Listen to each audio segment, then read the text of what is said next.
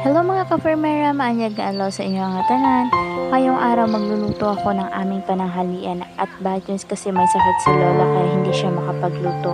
Kaya ipagluluto ko siya ng kanyang paboritong gulay, ginisang repolyo. Bago ang lahat, mag-subscribe ka na para hindi ka malate sa ating new episode, new buhay, new panibagong episode araw-araw. Huwag na kayo magtaka kung ganyan ang kulay ng aming kaldero kasi dito lang yan matatagpuan sa aming tahanan. Dahil yung ginagamit naming pangluto dito ay kahoy kaya ganyan yung kulay ng aming kaldero. Ang unang gagawin natin, syempre kailangan natin hugasan yung bigas para kapag kinain natin ay malinis, kumbaga safety first. Kasi dito sa bukid, guys, wala talagang gas stove or gasol. Yung ginagamit talaga namin dito is organic, kahoy or woods kung tatawagin sa Ingles. Dito ka lang sa bukid makaka-experience lahat ng gagawin at lulutuin mo, puro organic lahat. Halos ng mga nakatira dito, mga matatanda dito, hindi talaga sila gumagamit ng mga kahit anong sangkap katulad ng betsin dahil sobra nilang kaartihan or sadyang ganun talaga yung paniniwala nila, pati ako tuloy nadadamay. Katulad ng lola ko, siya ay ngayon ay 60 plus at sobrang lakas pa niya. Dito ka lang sa bukid, makakapag-isip-isip ng mabuti, makakapag-isip ng maayos at sobrang payapa talaga dito sa bukid. Dito ka lang makakapag-relax kasi dito yung maririnig mo lang yung mga huni ng ibon, kaluskos ng mga dahon, pagtilaok ng mga manok.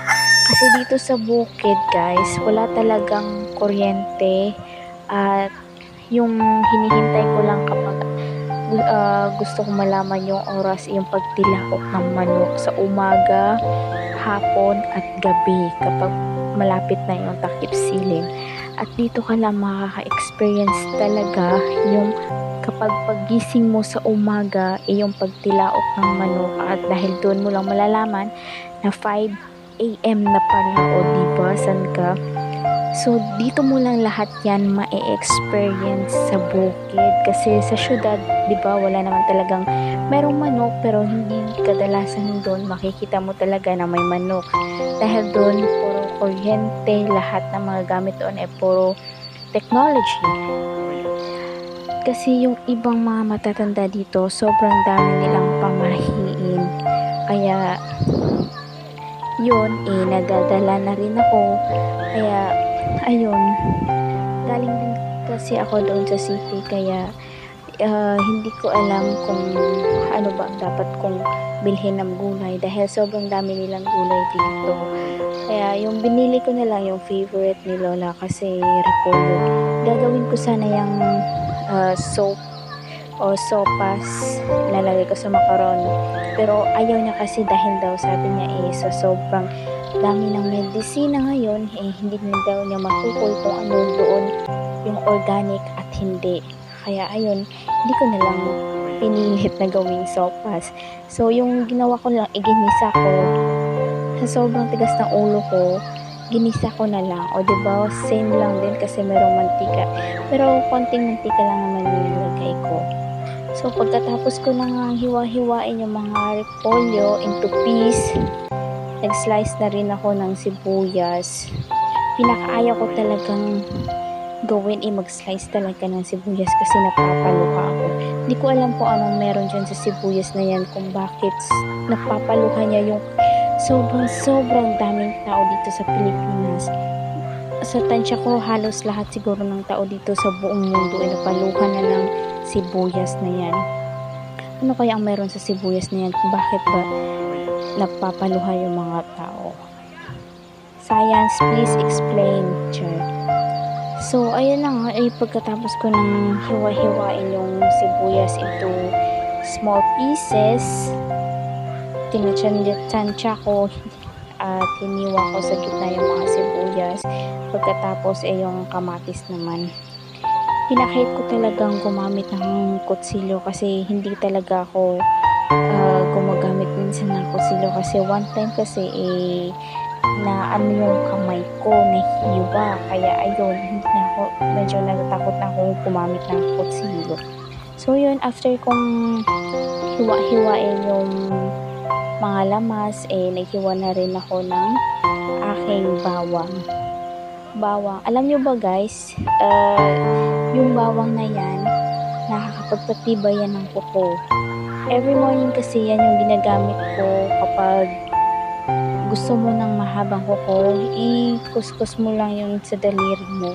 Pero take note ha, wag mong igisa yung bawang na gagamitin mo sa pagluluto. Wag mong i-kuskus sa kamay mo kung lulutuin mo. Kadiri. So ayun, pagkatapos ko ng chop into pieces na pinakamaliliit, nag-prepare na ako dyan. Yan na yung lahat ng mga nahiwa ko. So, nag-prepare na ako ng konti lang talaga ng mantika o kung tatawagin ay oil. So, ayan na yung lahat ng mga ingredients. So, gigisahin lang natin yan.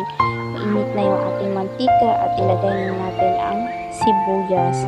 Gusto kasi iuna yung sibuyas. Kadalasan kasi sa mga ibang nagluluto, inuuna yung bawang. Pero same din naman. Kaya ayun, hindi ko na inisa-isa ilagay yung bawang at kamatis. Sinabay ko na sila kasi same din naman, naluluto din yan. Hindi ko alam bakit ba, ano bang meron dyan. Kasi yung iba kasi na nakikita ko, inuuna yung sibuyas. Ano bang meron sa sibuyas na yan?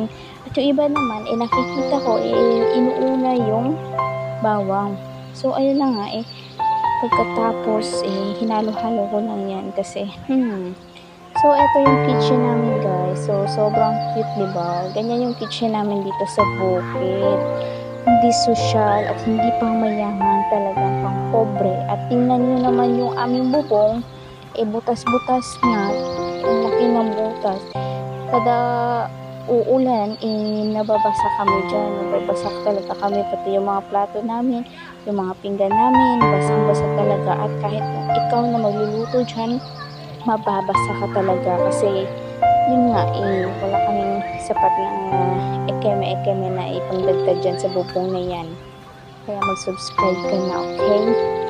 So ayan, pagkatapos ko nang lutuin yung mga ricados, mga lamas, inilagay ko na yung repolyo para maluto na at para makakain na kami. Gutom, alam niyo bang gutom na ako, oh my gosh. So ayun, isi-shuffle lang natin kahit konti-konti lang. Ayan.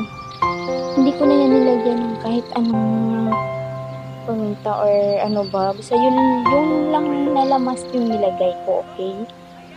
So, ayun na nga. Iluto na yung ating gulay. At isasali na natin dyan sa bowl na yan. So, sobrang init. Aray ko naman. Sobrang init. My God. Sobrang init. Wow, sobrang sarap. Favorite talaga ni Lola. Alam nyo ba kapag kumain si Lola ng yan, so napapasmile siya kasi sobrang sarap ko daw magluto. O, diba, san ka? May ako na siyang chef.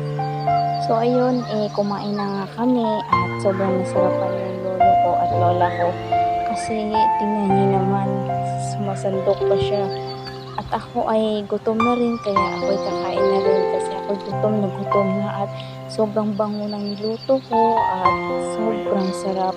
Konti lang yung natira sa akin kasi nga sabi nila sobrang sarap, kaya ayan, medyo nabad mood ako. Pero okay lang kasi napasaya ko naman sila at nabusog sila sa akin na luto.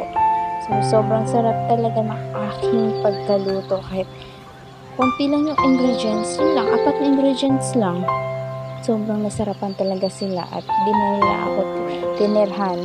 Tingnan nyo, konti lang yung natira sa akin. Kaya, ayun, at least, napasman ko yung lola ko sa favorite ng gulay. Sobrang nasarapan siya at ako ay sobrang nasarapan din.